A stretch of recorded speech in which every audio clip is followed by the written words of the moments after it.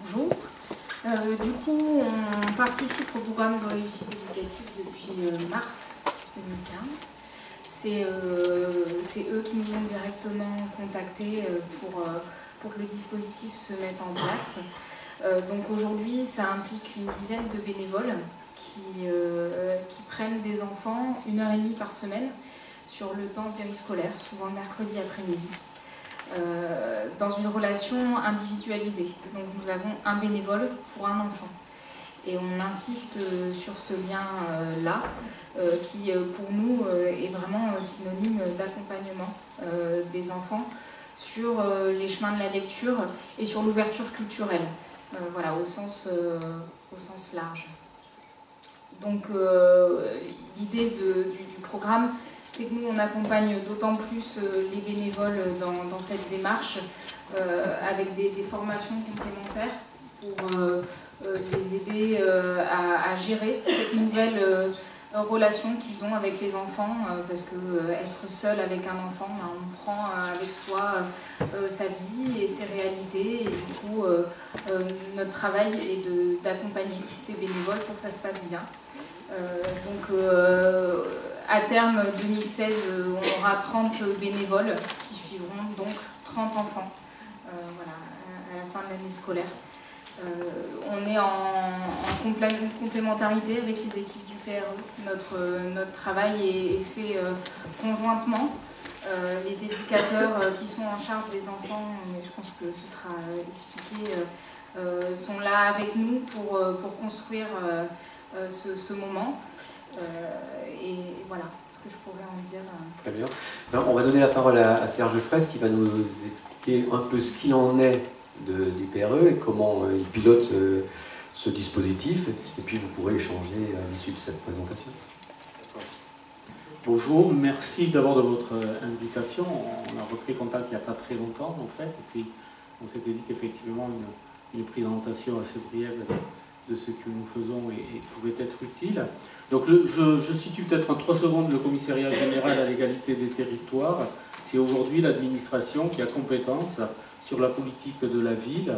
Et vous aviez peut-être l'habitude de travailler avec l'accès auparavant. Sachez que l'accès disparaît officiellement en fin d'année. Et donc toutes ces compétences, les crédits sont repris au niveau de l'État. Et donc pour vous, acteurs locaux, au niveau des préfectures et au niveau des directions départementales de la cohésion sociale. Si je commence par ça, c'est parce que souvent, il nous est fait la remarque que la politique de la ville, c'est un peu un maquis, que pour s'y retrouver, c'est pas évident. Et donc je me disais que pour vous, avoir quelques informations directes de ce type pouvait être utile. Donc moi je représente le commissariat général à l'égalité du territoire, la direction qui s'occupe de la politique de la ville, et donc l'éducation et l'enseignement supérieur. Et donc parmi les programmes que nous gérons, il y a ce programme de réussite éducative dont il vient d'être question. Et ce programme de réussite éducative a pour objet de mettre en place ce qu'on appelle un parcours individualisé pour les enfants qui ont des difficultés. Alors difficultés scolaires, mais pas seulement, c'est souvent des difficultés scolaires qui sont cumulées avec des difficultés sociales de différents types. Et on propose à ces enfants, des équipes de terrain proposent à ces enfants justement des actions qui vont permettre d'aller au-devant de ces difficultés, et notamment effectivement, la question de la lecture, on le sait, est quelque chose de fondamental.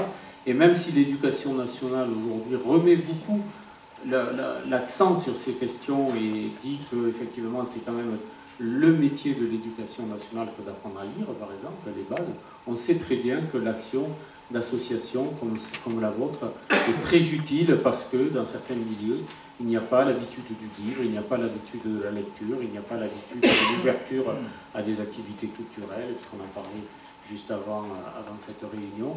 Et donc, vraiment que vous soyez remerciés ici de l'action que vous menez. Alors, bien évidemment, vous ne faites pas les choses tout seul. Et un des principes de la politique de la ville, c'est de bâtir des partenariats avec l'éducation nationale, je l'ai dit, avec des réseaux associatifs, avec d'autres. Et donc, quand vous, localement, vous vous sentez peut-être un peu isolé parfois, etc., il faut que les ponts soient jetés avec les programmes de réussite éducative, sachez que aujourd'hui, les programmes de réussite éducative ont de plus en plus pignon sur rue. C'est souvent porté par les caisses des écoles, les CCAS et des associations comme la Ligue de l'enseignement, mais beaucoup d'autres aussi sont souvent présentes. Et donc, pour vous, il y a tout intérêt, effectivement, à être dans ces réseaux-là pour ne pas vous retrouver seul. Vous avez insisté auparavant sur le fait que la dizaine de personnes qui font du suivi individualisé, eux-mêmes sont accompagnés, parce que ce n'est pas évident, bien sûr, on le sait, de se retrouver face à des enfants qui peuvent avoir des difficultés multiples, et pas celles seulement de l'apprentissage du livre, pour dire les choses rapidement.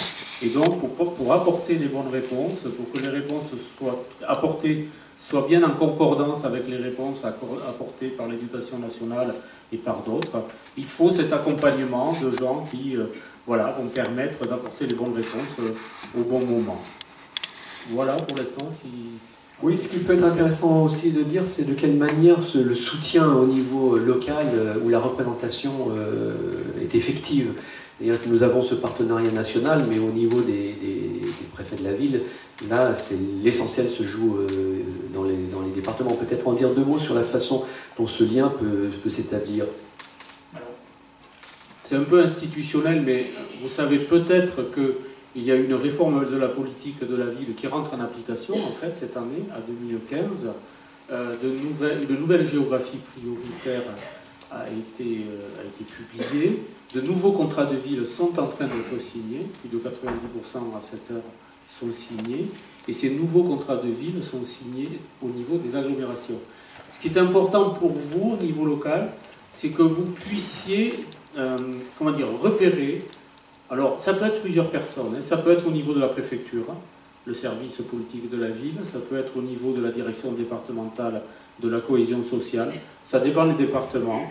Ça peut être au niveau de ce qu'on appelle l'équipe projet politique de la ville, qui souvent aujourd'hui se situe maintenant au niveau des agglomérations. Donc il y a un chef de projet politique de la ville, voilà, c'est le nom qu'il porte normalement, et c'est lui qui va animer le contrat local.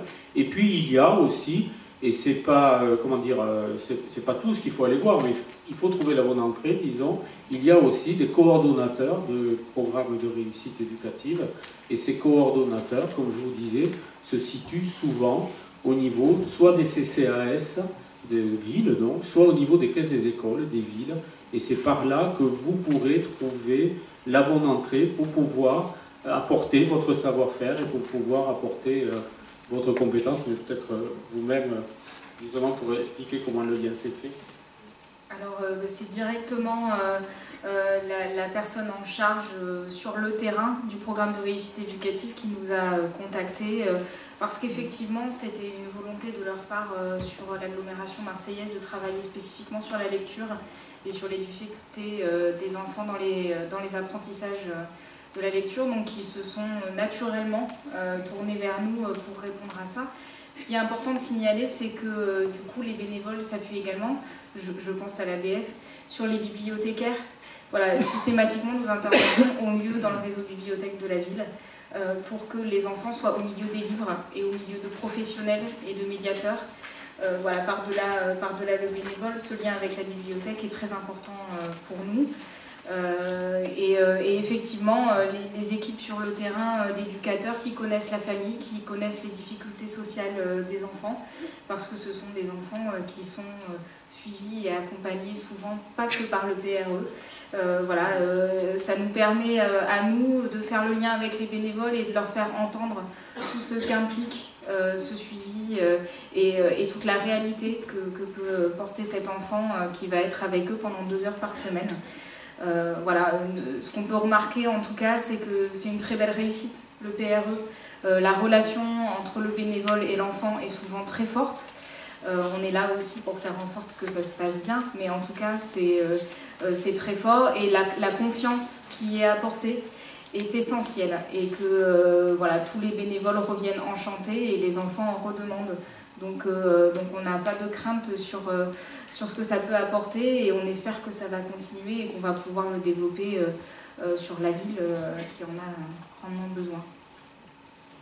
Oui, on peut dire aussi que dans ce dispositif, il y a des vraies rencontres qui se font Et on avait identifié à lire et faire lire que nous participions en fait en intervenant dans les quartiers prioritaires de la mixité sociale. C'est-à-dire qu'il y avait cet échange qui se faisait avec... alors on avait tendance à dire entre le centre-ville et les quartiers périphériques, mais quand je suis venu vous voir à Marseille, on m'a repris en me disant « ah mais non, là tu te trompes parce que les quartiers prioritaires, ils sont aussi en centre-ville à Marseille ». Donc, bon, la géographie locale est quand même décisive, mais cette idée de naviguer et cette dimension d'échange voilà, socio-culturelle, elle est effective. Alors, faut-il n'avoir que des bénévoles qui viendraient de l'extérieur des quartiers, ou est-ce qu'il faut recruter aussi des bénévoles dans les quartiers? Avec quelles difficultés? Peut-être vous avez déjà des pistes, mais en considérant quand même que la géographie de Marseille est peut-être singulière, non? Alors oui, effectivement, quand on réfléchit à la typologie des publics de bénévoles de Lire et Faire Lire sur Marseille, hein, du moins on remarque qu'effectivement ils sont souvent éloignés des zones où on pourrait avoir le plus besoin d'eux dans la géographie prioritaire, c'est-à-dire le centre-ville de Marseille qui s'est extrêmement paupérisé depuis quelques années, et les quartiers nord qui sont bien évidemment connus. Voilà, alors sur le PRE, ce qu'il faut aussi indiquer, c'est que par-delà le lien bénévole-enfant, c'est aussi un repère pour la famille, et que ce sont les parents qui amènent l'enfant à sa séance avec le bénévole, et qu'on a remarqué que les bénévoles sont aussi un socle pour des familles qui sont souvent en grosse difficulté et qui du coup ont besoin de personnes bienveillantes, tout simplement, qui les épaulent et qui les rassurent sur leurs enfants, sur la scolarité de leurs enfants, sur le développement qu'ils peuvent avoir voilà, à la suite. Donc sur Marseille, effectivement, pour le programme de réussite éducative, on s'est attaché à rester pour l'instant dans le centre-ville de Marseille, qui est accessible en transport en commun, ce qui n'est pas le cas de toute la géographie. Mais voilà, pour que ce soit plus simple pour les bénévoles aussi. Oui, oui. Serge, peut-être réagir là. Oui, peut-être un mot de plus. La dimension que vous citez, celle de la rencontre, mais c'est un peu caricatural de le dire comme ça, mais entre le centre-ville et les quartiers périphériques, cette dimension-là nécessite toujours un accompagnement un peu particulier. Voilà. C'est comme ça que je dirais les choses. Que ce soit des gens du centre-ville qui aillent vers la périphérie, ou que ce soit des gens de la périphérie peut-être moins formés, moins habitués à ce type d'action telle que vous la menez, il faut accompagner. Voilà, ça peut se faire. Il n'y a aucune raison pour que ça ne se fasse pas, mais effectivement, pour le bénévole, pour les coordonnateurs, pour les associatifs en général, ça nécessite un petit effort de plus, de formation, d'accompagnement. Et donc il faut toujours avoir ça à l'esprit. Et puis une fois que ça se fait, et une fois que les marques sont prises, bien sûr, après, ça va tout seul. Il n'y a pas non plus à toujours rajouter du plus. Mais il y a toujours quand même une petite attention supplémentaire à mener. Voilà, c'est la rencontre de cultures qui sont différentes et la rencontre de cultures différentes, sans bien évidemment en faire un repoussoir, il faut en même temps en tenir compte pour que ça puisse se faire dans de bonnes conditions. Vous pouvez peut-être nous dire, parce que c'est aussi une réalité, dans le cadre de la politique de la ville, il y a de nombreux intervenants. Et donc ce travail de coordination entre intervenants, peut-être se fait-il mieux et plus facilement dans la relation que nous avons et que la coordination peut avoir avec vous, avec les coordinateurs de PRE. Peut-être nous dire un peu de quelle manière ce travail de coordination générale peut être mené. Alors c'est un peu difficile parce que de répondre de façon très globale à cette question, parce que chaque contexte local est différent. Mais ce qui est sûr, c'est que dans les établissements dits prioritaires aujourd'hui de l'éducation nationale ou dans les quartiers dits prioritaires de la politique de la ville, ces coordinations, elles existent. Donc en fait, je dirais qu'il ne faut pas rajouter de la coordination à la coordination, parce qu'à un moment, ça n'a plus de sens, de fait, mais il faut par contre des compétences. Et ces compétences, les acteurs, voilà, donc les associations qui ont l'habitude d'intervenir, les bénévoles, j'ai toujours un peu en tête, voilà, quand il y a une structure associative, on n'est pas seul. Mais par contre, sur certains sites, j'imagine que la vie associative, l'antenne locale, je ne sais pas si c'est comme ça que vous dites, mais enfin, je vais employer ce terme, l'antenne locale de lire et faire lire, peut-être ce sont juste quelques personnes. Il faut que ces personnes, si on veut qu'elles puissent effectivement intervenir dans de bonnes conditions dans les quartiers, il ne faut pas qu'elles soient seules. Voilà. Il faut qu'elles trouvent, moi c'est pour ça que j'emploie l'expression de porte d'entrée, et normalement là où il y a des quartiers politiques de la ville, et évidemment là où il y a aussi de l'éducation prioritaire, et ça les collègues de l'éducation nationale le diront mieux, cette coordination, elle existe, il y a des personnes qui sont là pour ça, et donc il faut en premier lieu entrer en contact avec ces personnes-là pour pouvoir après ajouter ses compétences. On peut peut-être parler des structures qu'on trouve dans les quartiers prioritaires, je pense notamment aux centres sociaux. Centres sociaux, bien sûr, centres sociaux, principalement d'ailleurs, hein, c'est vers ces centres sociaux, les centres de loisirs. Alors souvent les centres de loisirs sont confondus du point de vue géographique avec les écoles, hein, puisque dans le primaire c'est très souvent le cas. Il y a des maisons de quartier, enfin voilà, là aussi ça porte, les appellations sont diverses. Sur la plupart des sites, ces structures-là existent et fonctionnent en journée. Voilà, on parlait de l'importance du mercredi tout à l'heure avec la personne à mes côtés, parce que de fait, il y a des moments bien évidemment clés pour aider à la prise en charge des enfants. La question des rythmes scolaires a été bien évidemment très débattue localement, mais ça je ne vais pas vous le dire, vous le savez tout autant que nous. Aujourd'hui on peut espérer que les choses soient apaisées, mais comment dire, que dans le programme de réussite éducative, à côté peut-être d'interventions plus lourdes des fois au niveau psychomotricité, enfin des choses voilà, de ce type-là, qu'il y ait un accompagnement comme ça culturel, d'ouverture culturelle, d'ouverture vers la lecture, c'est vraiment très très important. Et voilà, pour ce moment de la passer avec vous, si je pouvais convaincre quelques personnes justement de faire ce pas, peut-être, parce qu'il y a... Mais c'est normal, encore une fois, qu'il y ait quelques hésitations, qu'il y ait un peu des questions hein, par rapport à ce genre d'intervention, mais c'est très important si on veut aujourd'hui vivre dans une société qui fasse société, justement, que ces rencontres-là puissent avoir lieu.